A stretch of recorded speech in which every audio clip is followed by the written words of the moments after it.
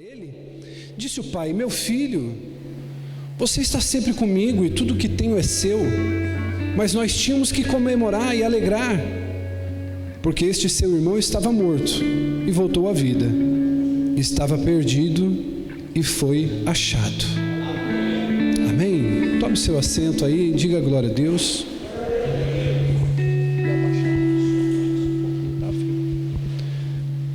Glória a Deus. Diga comigo assim: Deus ama quem eu não suporto. Amém.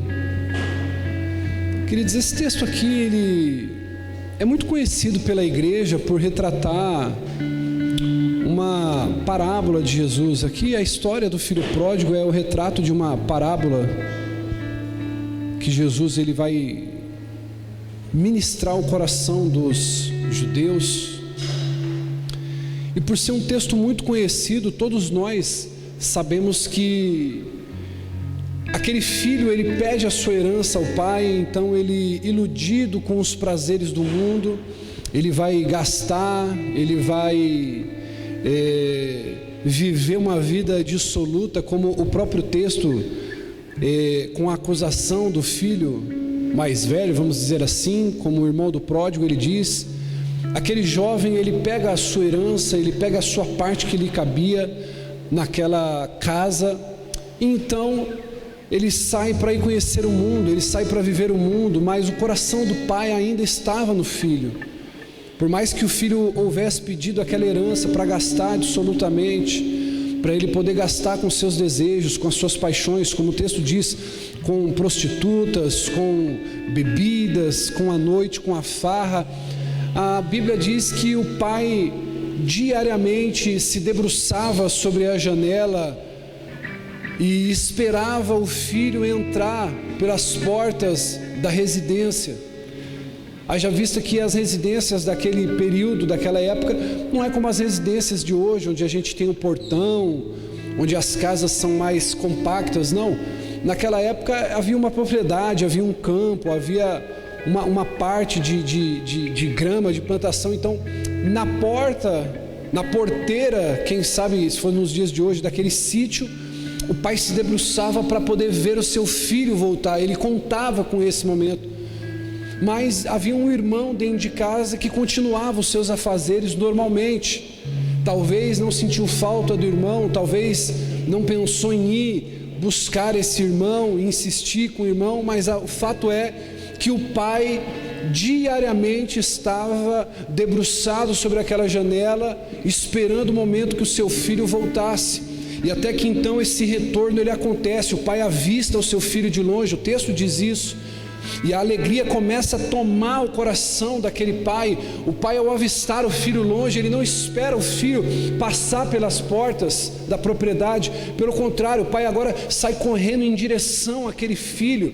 E aquele pai, ele está alegre, porque a volta daquele filho traz alegria, não só para o pai, mas para todos aqueles que estão na casa. Haja vista que a alegria do pai é a alegria dos moradores daquela casa. O pai então sai correndo. Agora imagine comigo, aquele pai saindo correndo para encontrar aquele filho. Ele não consegue segurar as lágrimas de emoção, porque ele viu o filho voltando. O filho estava sujo, mas o pai estava feliz.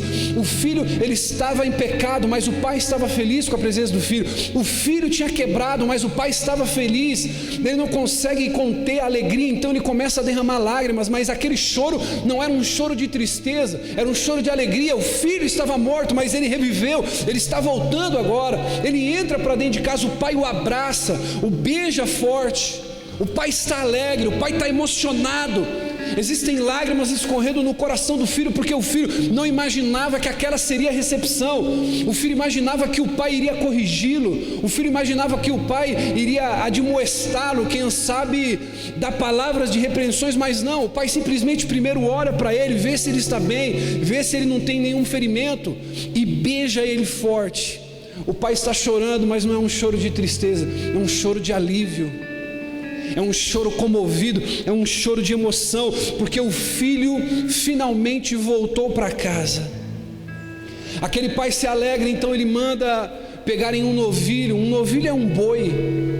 Eles dizem: olha, vamos parar com todas as atividades da casa, todas as atividades da casa, e nós vamos fazer um grande banquete, uma grande festa, porque o meu filho estava morto, mas ele reviveu. Agora, enquanto a festa estava ocorrendo, o pai dá uma sandália ao filho pródigo, o pai lhe dá uma capa, o pai lhe dá um anel, o pai pede que haja música, porque não tem festa sem música, não é verdade?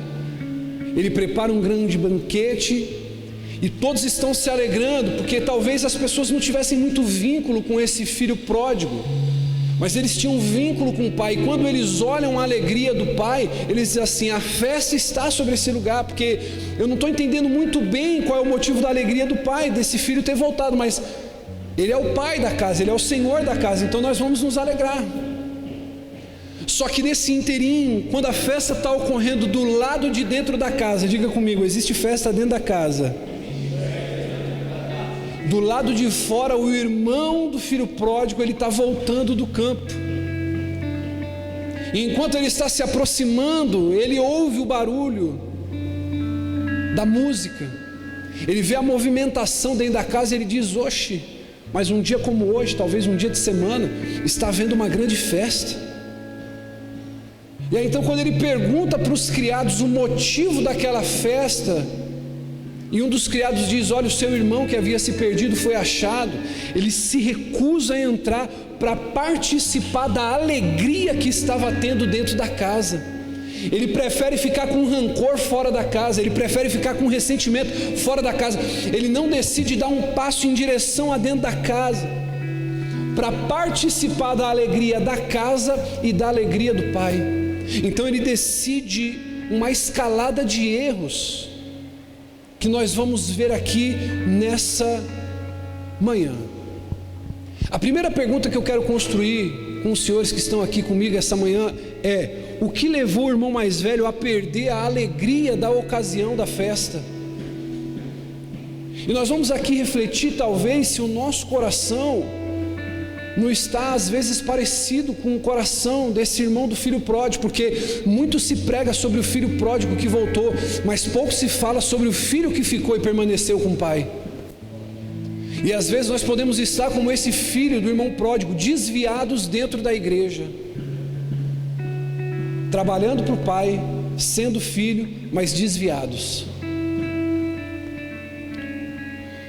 Qual foi o primeiro pecado que esse irmão do filho pródigo ele cometeu? Foi o pecado de ser uma pessoa negativa, crítica, murmuradora. Hoje, a evidência dessa imaturidade em nosso meio são as pessoas que estão dentro da igreja, mas elas murmuram, elas reclamam, são pessoas negativas, elas não conseguem ver o lado bom das coisas. E quando nós vemos isso, querido, nós percebemos que somos muito diferentes dos cristãos ou dos cristãos da igreja primitiva. Me pergunte por quê, bispo? Tem uma diferença muito grande entre os cristãos de hoje e os cristãos da igreja primitiva. Hoje nós vemos os cristãos dos dias de hoje negativos, eles são murmuradores, são pessoas que de tudo estão reclamando. Quando a gente faz um paralelo com os cristãos da igreja primitiva e os cristãos dos dias de hoje, nós percebemos que Paulo cantava na cadeia enquanto estava preso, mas muitas pessoas hoje estão mal-humoradas na prosperidade. Paulo tinha motivos, presbítero, para se alegrar mesmo preso. A Bíblia diz que meia-noite Paulo e Silas cantavam louvores na prisão. E hoje em dia tem muitas pessoas que estão murmurando dentro de um trem apertado, de uma condução apertada, mas elas estão com as contas em dia, a família está bem, elas estão reclamando dentro da prosperidade. Paulo tinha motivos para se alegrar numa prisão, enquanto muitos pais na fila de um SUS, na fila de um atendimento precário, sim, nós reconhecemos, mas com a chance de ser atendido. Então muitos estão reclamando, estão mal-humorados na prosperidade. Nós vamos ver que Paulo, durante as suas enfermidades, ele se gloriava, Lembra quando Paulo diz que tinha um espinho na carne? Ele diz assim: eu me gloriarei, porque quando eu estou fraco, então quer dizer que eu estou forte. Só que muitos de nós hoje em dia reclamamos na abundância daquilo que Deus nos dá. Reclamamos quando não tem a mistura que queremos. Reclamamos quando não podemos comprar uma calça nova, sendo que temos 4, 5, 6, 7 no armário.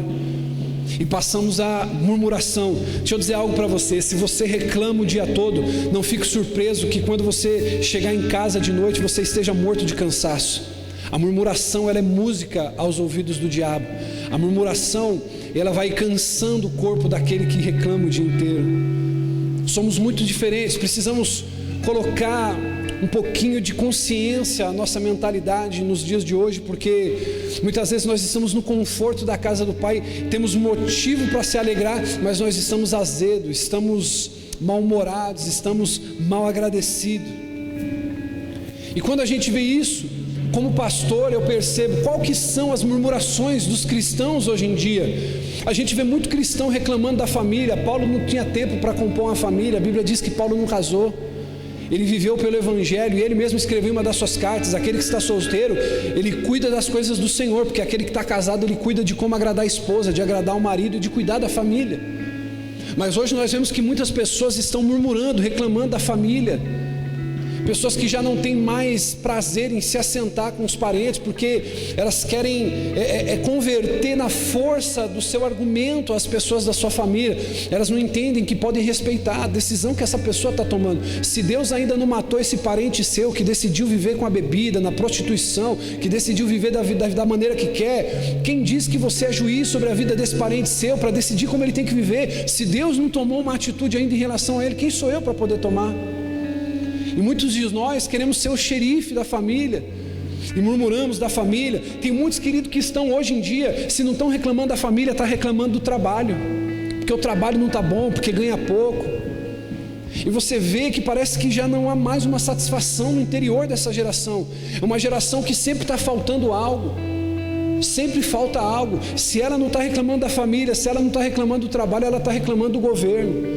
Não, porque eu não gosto do governo do Lula, não, porque eu não gosto do governo do Bolsonaro. Irmão, nós sempre vamos divergir, sempre vai ter alguém lá em cima cuidando de interesses que nós muitas vezes não queremos cuidar. Sabe qual é a pior parte da política, o pior problema? É que ela é feita por aqueles que gostam de política para governar sobre aqueles que não gostam de política. Essa é a maior questão. Lá em Brasília estão os homens que amam a política governando toda uma nação que não quer saber de política.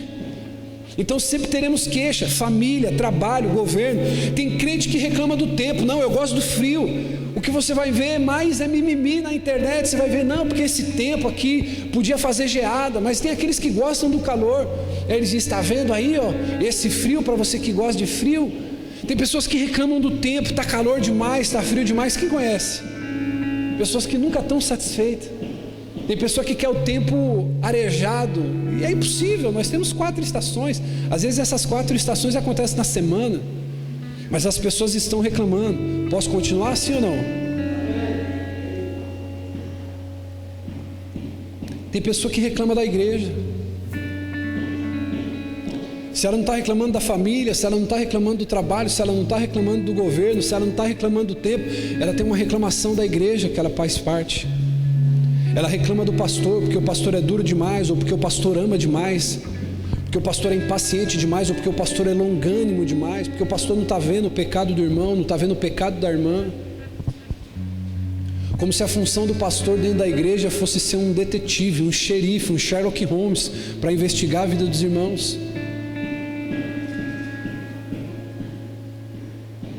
Guarde essa frase, irmão. Diga comigo assim: as pessoas que se queixam são as que mais são motivo de queixa.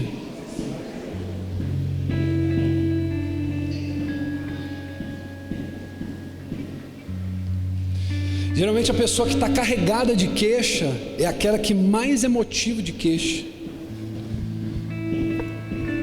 E a gente vê que esse filho que permaneceu, Márcio, dentro de casa, ele tinha queixas dentro dele. Nós vamos ver agora aqui algo muito poderoso. Quando aquele filho está chegando do campo no seu lar, ele vê que a casa estava em festa. A casa estava em festa. Ele pergunta o motivo da festa, dizem: teu irmão voltou.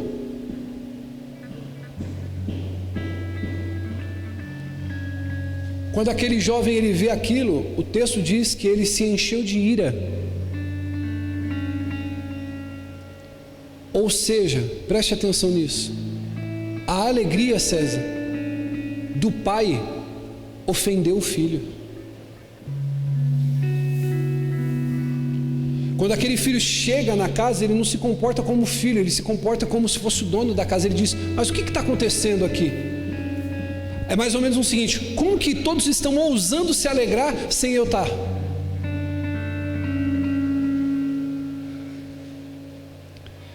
E a gente vai ver o pecado de uma pessoa quando ela se sente ofendida. Abre para mim aí, filho, por favor, Lucas 15, 29.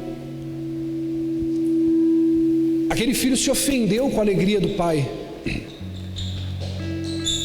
E aí diz assim, ó: mas ele respondeu ao seu pai: olha, todos esses anos eu tenho trabalhado como um escravo ao teu serviço e nunca desobedeci suas ordens, mas tu nunca me deste um cabrito para eu festejar com meus amigos.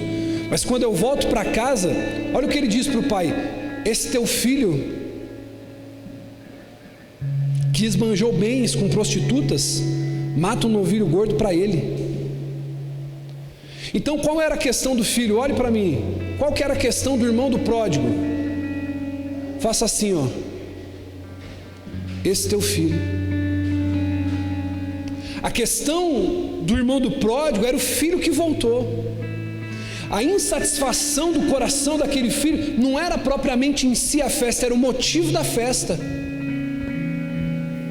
Ele diz assim: eu sempre estive aqui e você nunca matou um novilho para mim, e para ele você matou um boi. Então o problema do irmão do pródigo era o filho, e ele não chama de irmão. Perceba que quando ele vai indagar o pai, ele diz assim: esse teu filho. Você tem irmão? Tem irmão? Tem irmão? Quem tem irmãos aqui?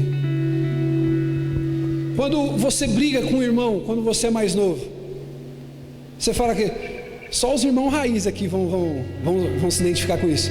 Quem aqui já para brigar na hora da briga ali, falou assim: não, você é adotado, você não é dessa família não. Quem já, irmão? O filho às vezes é a cara, né? A cópia do pai, da mãe ali é mais assim, irmão, na hora da raiva, né? Vai falar com o pai e com a mãe, vai falar assim: você não chama de irmão, ó, meu irmão. Ele fala: ó, teu filho, ó, né? Quando o pai vê o filho aprontando, ele fala para a mãe: ó, vai cuidar do teu filho lá. Não é assim? A gente consegue perceber o coração, Rafa, desse homem, quando ele vai confrontar o seu pai e diz assim: ó, o teu filho. Ou seja, eu não tenho nada com ele.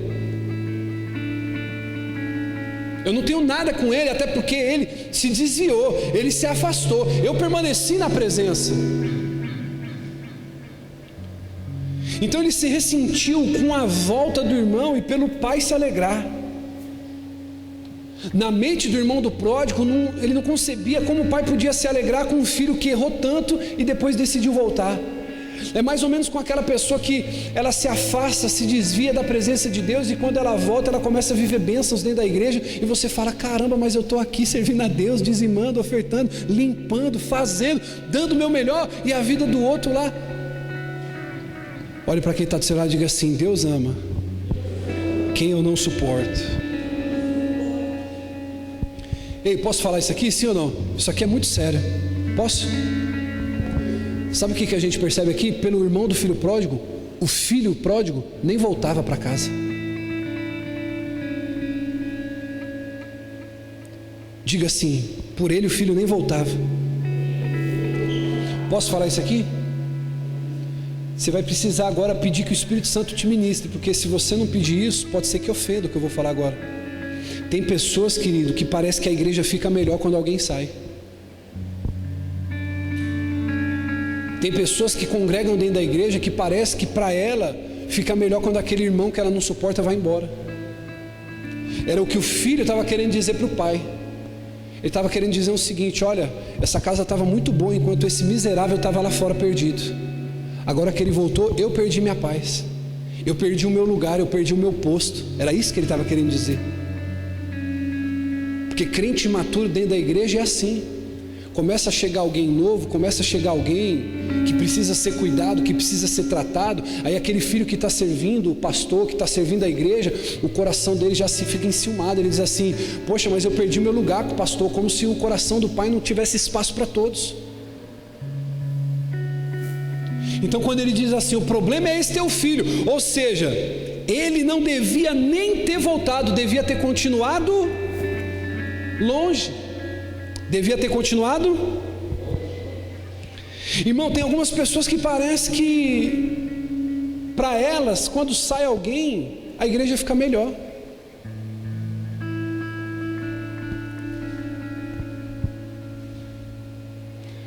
Tem líderes dentro da igreja que parece que quando a pessoa sai do ministério, o ministério fica melhor.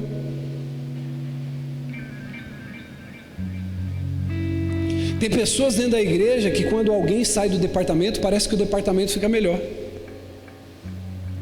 A pessoa se comporta como o irmão do pródigo, diz assim: é melhor mesmo que vá embora, é melhor mesmo que saia. E nós precisamos parar para refletir. Pensa agora o quanto a obra de Deus está impedida de crescer por causa desse tipo de pecado, de pessoas que se comportam assim, que não estão nem aí para os pródigos. Pessoas que pensam que porque estão dentro da igreja, servindo o Pai, trabalhando para o Pai, elas têm o direito de decidir quem entra ou não na casa. Então eu quero dizer uma coisa, querido, para você nessa manhã: uma pessoa ofendida, ela se prejudica em vários aspectos. Abre para mim, filho, por favor, Lucas 15, 28 e 29. Quando a pessoa se torna uma pessoa ofendida, ela mesma se prejudica. Olha agora o que a gente vê, a debandada na vida do irmão do pródigo, porque ele se ressentiu, ele se ofendeu com a volta do irmão. Ou seja, para aquele rapaz, o filho pródigo estando longe era motivo de alegria. Fica longe. Olha só a primeira coisa que aconteceu com aquele irmão do pródigo: o filho mais velho se encheu do quê? Se encheu do quê? E não quis entrar. O pai insistiu para ele, ele falou: poxa, está tão gostosa a festa, entra, filho. O pai insistiu com ele. Aí ele respondeu para o pai: olha, todos esses anos eu tenho trabalhado como escravo a teu serviço, nunca desobedeci suas ordens, mas tu nunca me deste um cabrito para eu festejar com meus amigos. Então, primeiro prejuízo que aquele irmão do pródigo sofreu, ele se tornou um murmurador quando era para ele estar alegre. Porque quando eu me sinto assim, eu quero arrumar argumentos para justificar o meu ego ferido. Então, ao invés daquele filho estar na festa se alegrando com o irmão que voltou, ele preferiu ficar do lado de fora ressentido. E ele entrou pelo caminho da murmuração, alguém ressentido. Ele não viu motivos de alegria para as pessoas que estavam lá e nem para o pai. Então, enquanto uma maioria estava alegre, alguém ressentido do lado de fora. E aí, quando a pessoa ela se torna ressentida demais, murmuradora demais, ela começa a ter um senso exagerado de justiça própria. Ela começa a olhar, porque aí você perceba no versículo 29, deixa o 29 para mim, que aquele filho, ele diz assim: ó, eu tenho trabalhado como um escravo no teu serviço. Ele diz assim: além de trabalhar como escravo, eu nunca desobedeci às tuas ordens. Ou seja, aquele filho estava dizendo, tudo que ele estava fazendo para o pai, na verdade não era por amor pela casa, mas era por um senso de justiça própria. É aquela pessoa que muitas vezes ela quer justificar o ego dela ferido com o trabalho que ela faz. Olha, porque eu cuido da casa, eu trabalho, eu faço. Ou seja, ele quis provar para o pai, mas na verdade o amor que o pai estava manifestando para aquele filho, estava muito claro. O filho não era amado pelo serviço que ele prestava, mas era amado pelo fato de ser filho. E esse é o problema, quando nós estamos aqui querendo ser validados por Deus, pelo serviço que fazemos, pelo que limpamos, pelo que cantamos, pelo que tocamos. E não é isso que valida o amor do Pai por você. O que valida o amor do Pai por você é que você é filho, Ele te ama. E é isso que ele não estava entendendo. Ele diz assim: olha, independente do que você faz aqui, do que o seu irmão faz, o meu amor por vocês, ele vai além dessa compreensão, porque vocês são filhos. Só que ele se colocou no lugar do que? De escravo. Ele diz: olha, eu trabalho a teu serviço, nunca desobedeci uma ordem. O senso de justiça dele estava lá em cima. Ele diz: esse aí gastou todo o dinheiro com prostituta, gastou com promiscuidade. Então ele vai se tornando um murmurador. E aí ele começa a ter um ego inflado, onde o senso de justiça a respeito dele mesmo se eleva. E aí também ele se torna ao mesmo tempo alguém com pena de si mesmo. No versículo 29, olha só, ele começa dizendo: todos esses anos eu tenho trabalhado como escravo ao teu serviço, nunca desobedeci a ordem. Então o senso de justiça dele se eleva. Só que olha depois como ele se coloca, como uma pessoa com pena de si mesmo. Mas nunca me deste um cabrito para eu festejar com meus amigos. Só que ele não entende que, como ele estava na casa, tudo que era do pai era dele. Então quando eu me sinto ressentido por alguém, o sentimento de autocomiseração ele começa a me consumir. Eu saio da condição de filho, eu saio da condição de herdeiro, e eu entro na condição de miserável, porque eu me comparo.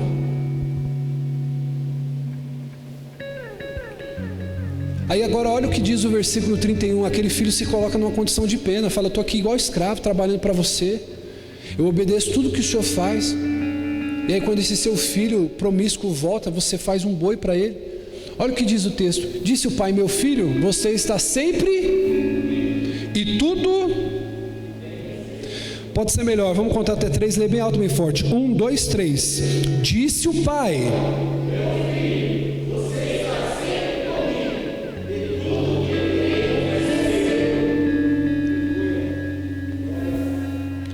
quando eu me torno uma pessoa ressentida, eu me esqueço de tudo que tenho como filho do pai.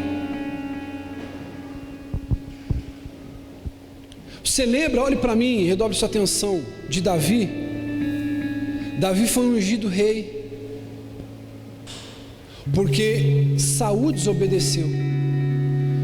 Quando Davi ele mata Golias, o ressentimento entra no coração de Saul. E olhe para mim, Saul ele sai da condição de dependência de Deus, ele começa a se tornar um perseguidor de Davi. Por quê? Porque Davi se torna uma ameaça. Mas quando eu estou posicionado em Deus, quando eu estou posicionado dentro do Evangelho, quando a minha identidade não está manchada pelo sucesso de alguém, eu não fico ressentido por causa de alguém. Então você perceba que Saul, em um dado momento da sua vida, ele deixa de trabalhar pelo propósito, e ele trabalha para manter a posição. Saul deixa de servir a Deus pelo propósito de ser rei, ele começa a usar os benefícios que a posição de rei dava para manter a posição. Então quando eu perco esse propósito, eu perco a referência de quem eu sou. Por isso, querido, que não dá para você se comparar o que Deus tem com a igreja A, com a igreja B, com a igreja da frente, com a igreja de trás. Não é o que Deus tem com a DAP, não é o que Deus tem com você. O que Ele tem com a Brasil, o que Ele tem com a Metodista, o que Ele tem com a Assembleia, o que Ele tem com cada um tem uma porção, cada um tem uma medida. Deus tem algo para cada um. Só que o problema é esse, eu fico ressentido. Olha, apareceu uma igreja mais bonita, apareceu a igreja A, a igreja B, apareceu o irmão fulano. Não porque eu toco guitarra, mas apareceu alguém que toca mais que eu, apareceu alguém que toca bateria mais do que eu, apareceu alguém que prega mais que eu. Não, eu não preciso entrar em crise existencial, porque o Pai me ama. E o que valida esse amor não é o serviço que eu faço, mas é aquilo que eu represento para Ele, é a minha individualidade. O pai olhou para o filho e falou assim: filho, mas você está ressentido, você não quer entrar na festa, Você está reclamando que eu nunca te dei nenhum cabritinho, eu estou matando um boi para festejar a volta do seu irmão, mas você sempre esteve comigo e tudo que eu tenho é seu.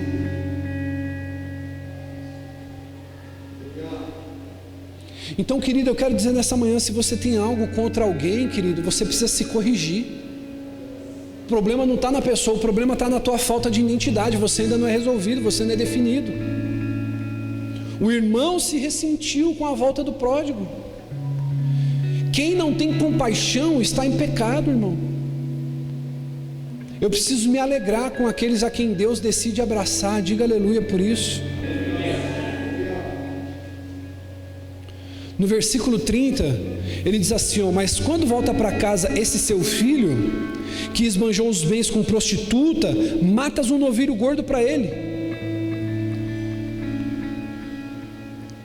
Posso falar isso aqui? Sim ou não?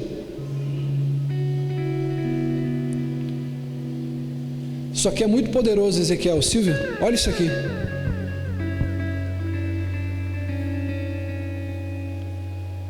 Em tese, o irmão do filho pródigo, ele ficou indiferente com a volta do filho, sim ou não? Eu faço uma pergunta para você. Após fazer a pergunta, pense por algum momento. Pense por um momento. Você tem que pôr a cabeça para funcionar agora. Questione. Por que o filho pródigo, aliás, por que o irmão do pródigo ficou indiferente com o retorno do irmão? Porque não houve, Diácono João Paulo, alegria no coração do irmão do pródigo quando ele voltou. Por que esse irmão ficou indiferente com a volta do pródigo? Pense agora.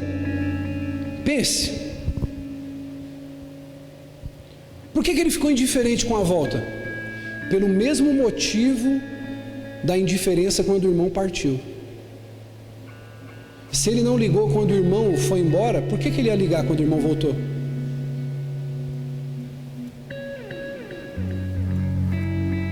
Isso aqui é muito poderoso.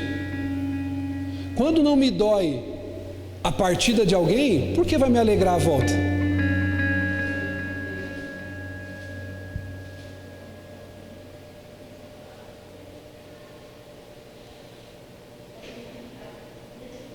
Se não me doeu a partida, César, por que vai me alegrar a volta?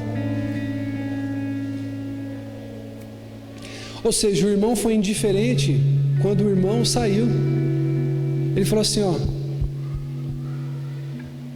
eu não estou nem aí. Então, como que teria sentido ter alegria na volta desse irmão? Então perceba, eu encerro aqui.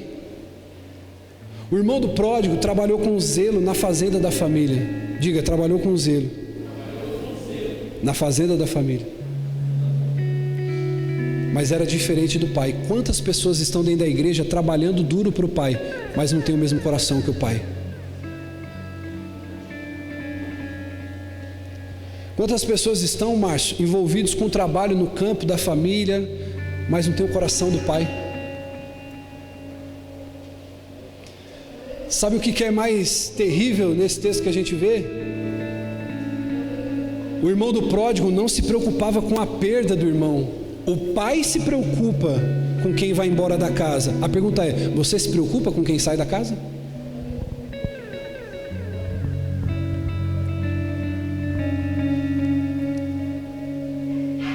Ou seja, quando um sai da casa, a casa está em luto. Mas quando um volta, a casa está em festa. Só que sabe qual é o problema, César? Muitas vezes, sabe qual é o problema, Wesley? A gente que está dentro da casa servindo, a gente quer ter festa, a gente quer ser celebrado, a gente quer ser reconhecido por causa do serviço, não por quem somos. Ou seja, a relação de entendimento do amor que nós temos, de que Deus tem para com a gente, não está pelo fato de Ele nos amar por quem somos, mas pelo que fazemos. E aí então a indiferença desse filho com o pródigo está justamente nisso, que ele não cabia em dividir a honra com o irmão pródigo. Ele diz, ué, mas eu estou aqui servindo, eu estou aqui trabalhando. Ou seja, sabe o que eu entendo aqui, César? que o filho, irmão do pródigo, entendia que o pai o amaria mais por ele não ter desobedecido, por ele não ter se desviado, por ele não ter saído da casa, por ele ter trabalhado, por ele ter continuado. E aí na mente desse irmão do pródigo, ele diz assim: mas como isso pode acontecer? Se eu estou obedecendo, se eu estou dizimando, se eu estou ofertando, se eu estou limpando a igreja, se eu estou fazendo tudo, e o pai não me celebra. Mas o pai não precisa de celebrar, porque ele diz: você está comigo o tempo todo.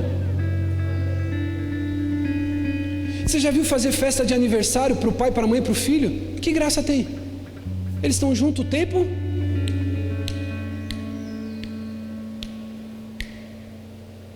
Então na mente desse irmão, ele diz assim: poxa, mas eu estou aqui fazendo de tudo, e meu pai não fez uma festa para mim. Filho, mas você está comigo o tempo todo. O motivo da festa é justamente esse: seu irmão estava longe, agora está perto. Seu irmão estava morto, agora está vivo. Correríamos o risco de nunca mais ver o seu irmão. A pergunta que eu quero fazer para você nessa manhã: o pai se preocupa com quem sai da casa. A pergunta é: será que você tem se preocupado com isso também?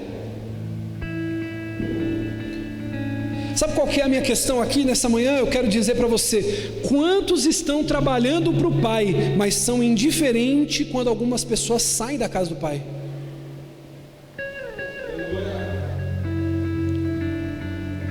Ela é indiferente. Para ela o mais importante é estar na casa do pai. Ela não quer saber se o irmão está ou não está. Na verdade é até bom que vá, porque parece que eu vou ter mais privilégio. Só que o pior não é essa pessoa que está na casa do pai ser indiferente quando o filho sai. Sabe o que é pior? Ela sentir raiva quando o filho volta. Já não bastasse a indiferença de ver o filho pródigo indo embora e ser indiferente, ele sente raiva quando o filho volta, porque parece que ele quer um lugar de exclusividade. Então se coloque de pé, por gentileza. Eu quero orar por você e quero dizer uma coisa para você aqui nessa manhã. Olhe para mim e pense nisso. Os nossos pecados, eles só serão revelados se nós mesmos os estudarmos. Eu preciso entender, queridos, que o meu coração tem que se alegrar quando pela porta entra o pródigo. Olhe para quem está do seu lado e diga assim: a casa ainda continua sendo do pai.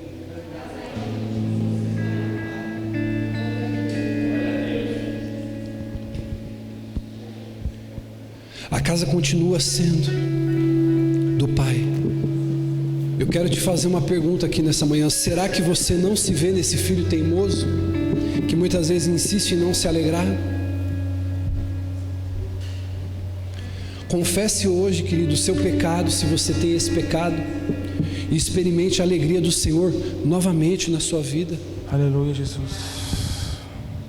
Nós precisamos entender que não é o fato de termos permanecido dentro da casa que nos faz melhores do que quem está lá fora. Muito pelo contrário, o motivo de nós estarmos aqui dentro hoje é que eles voltem para a casa do Pai. Santo. Nós estamos desfrutando da presença do Pai, mas ainda tem muitos pródigos que precisam voltar. E sabe qual é o problema? Tem muito pródigo lá fora que não está voltando para a casa do Pai porque sabe que o irmão vai se irar quando voltar. Mas nessa manhã, querido, eu quero junto com você levar o coração diante de Deus, para que a gente possa de fato pedir um coração misericordioso e entender que Deus ama quem eu não suporto, Deus ama quem eu não suporto, Deus ama quem eu tenho uma rixa, Deus ama a pessoa que muitas vezes é um motivo de raiva para mim. Você já parou para pensar? Às vezes na empresa que você trabalha, às vezes na escola que você estuda, essa pessoa que muitas vezes enche o seu coração de ira, enche o seu coração de rancor, é a pessoa que Deus está se alegrando por estar voltando. Então nessa manhã, que seja uma manhã de reflexão, para que a gente possa de fato entender que tem que haver festa na casa do Pai, e vai haver essa festa na casa do Pai, amém?